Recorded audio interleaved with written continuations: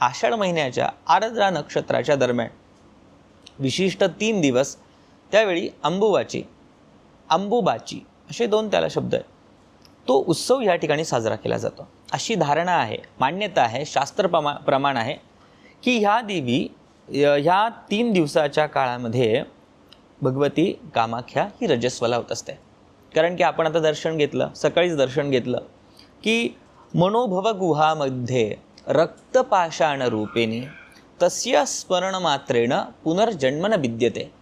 की मनोभव गुहामध्ये, त्या गुहेमध्ये रक्ताच्या पाषाण म्हणजे लाल रंगाच्या पाषाणा स्वरूपामध्ये जगदंबा विराजित आहे.